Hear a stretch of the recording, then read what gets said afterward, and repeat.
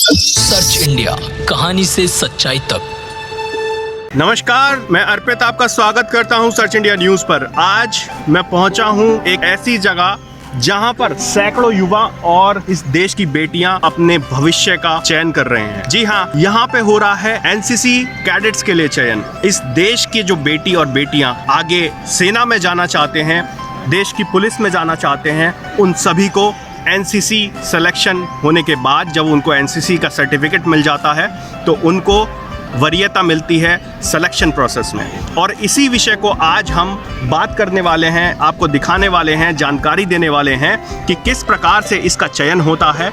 और जो आने वाले युवा हैं, पढ़ने वाले युवा हैं, जो अपना भविष्य सेना में देखते हैं या देश की पुलिस की सेवा में देखते हैं, उन सभी के लिए ये एक बड़ी जानकारी आज हम आपके साथ साझा करने वाले हैं। तो मैं पहुंचा हूं अभी आरएसएम महाविद्यालय में, जहां पर एनसीसी कैडेट्स का चयन की प्रक्रिया चल रही है, उनका सिलेक्शन का जो प्रोसेस है वो चल रहा है। और इस विषय पे आज हम बात करेंगे वहाँ के जो मौजूदा अधिकारी हैं, मेजर आरएस चौहान, और बाकी जो एनसीसी के जो लोग आए हुए हैं, जो कैडेट्स बनने के लिए सिलेक्शन का प्रोसेस चल रहा है, उस विषय पर हम आज बात करने वाले हैं। तो आइए चलते हैं, क्या सारी प्रक्रिया चलती है इस विषय पर। आप जैसे कि मेरे पीछे देख सकते हैं, यहाँ पर हाइट नापी जा रही है। जो बेसिकली जो यहाँ स्टूडेंट्स आए हुए हैं, जितने भी एनसीसी कैडेट्स के लिए यहाँ जो आवेदन किया हुआ है, उन लोगों का फिजिकल यहाँ हो रहा है। यहाँ पे उनकी जो हाइट पर्सनैलिटी है उसको चेक किया जा रहा है। यहाँ मेरे पीछे जो एनसीसी स्टाफ है, उन सबका हाइट का जो मेजरमेंट है वो यहाँ लिया जा रहा है। इसके साथ अब बात करते हैं कुछ कैडेट्स से जो जिन लोगों ने अप्लाई किया है। तो मेरे साथ हैं स्टूडेंट्स जो लोग यहाँ एनसीसी के लिए अप्लाई किया है और सिलेक्शन प्रोसेस में आए हुए हैं। क्या नाम है आपका? अभिषेक चौहान। तो अभिषेक, जो आपने यहाँ अप्लाई किया है, क्या उसकी सारी प्रक्रिया रही है और आपके नज़र में किस वजह से आपने अप्लाई किया है और क्या उसकी उपयोगिता रहती है वो जानना है। इंडियन आर्मी के लिए ये सिलेक्ट करना चाहता हूँ और ये मेरी पहले से ही हो भी रही है। अभी आप कहाँ पे पढ़ते हैं, कौन से कॉलेज? सर, मैंने सेंट मैरीज इंटर कॉलेज में हमें एक जमीन कि हम देश की सेवा कर सकते, इसी वजह से इसमें आना होगा। क्या नाम है आपका? नीलम।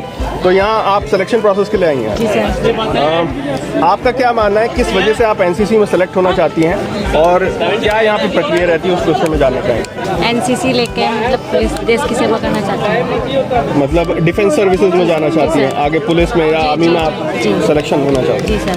ठीक है। क्या नाम है आपका? वंशिका।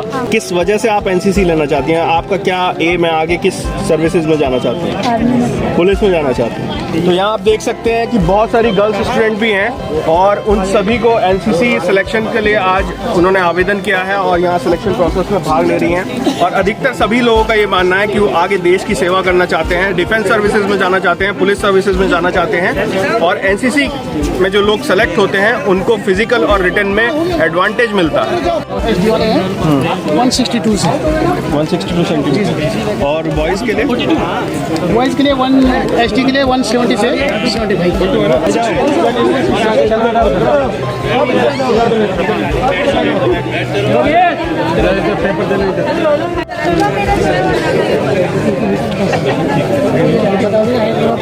जो कैडेट्स का सिलेक्शन होता है उसमें जो एज का जो क्राइटेरिया है, क्या उसमें एज का क्राइटेरिया किस प्रकार से रहता है वो जानना चाहिए। पॉलिसी 16 to 26, 16 साल से 26 साल तक होना चाहिए। ठीक है। और जेडी के लिए, जूनियर डिवीजन के लिए 12 साल से 12 से।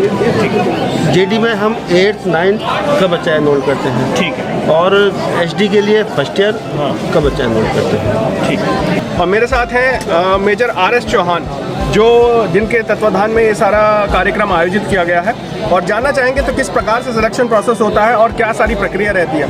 तो मेजर साहब, आपसे जानना चाहेंगे क्या प्रोसेस रहता है और किस प्रकार की कार्यप्रणाली रहती है, यहाँ पे जानना चाहेंगे।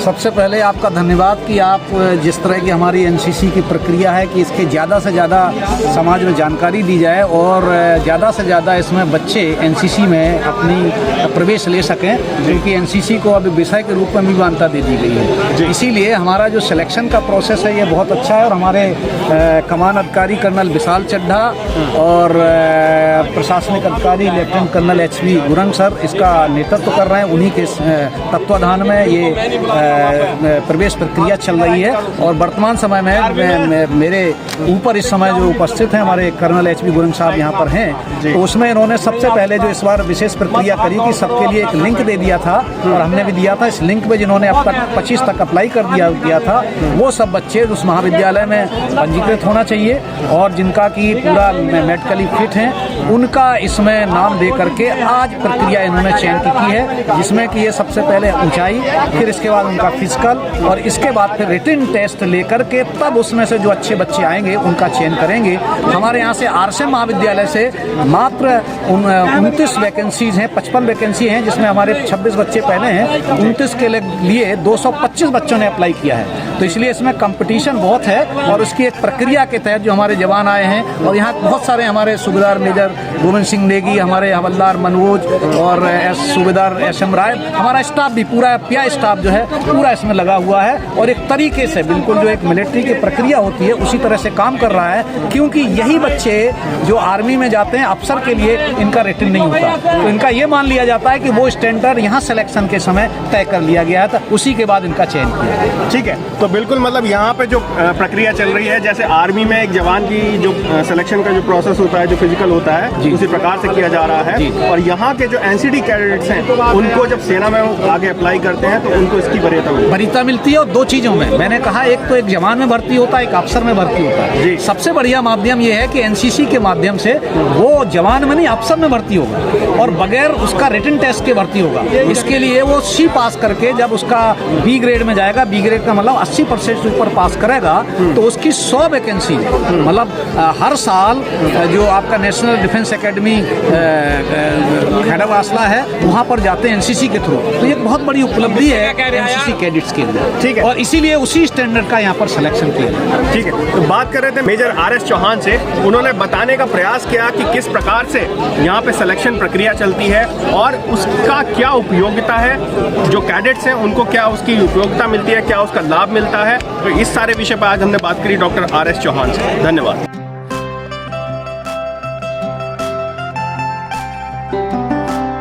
अगर आपको हमारे द्वारा दी गई जानकारी पसंद आई है तो प्लीज चैनल को लाइक, शेयर एंड सब्सक्राइब करें और नोटिफिकेशन बेल को ऑन करना ना भूलें, जिससे हमारे चैनल पर अपलोड हो रहे इन्फॉर्मेटिव वीडियोस का पता आपको टाइम पे चल सके। Thank you and stay tuned with search India news.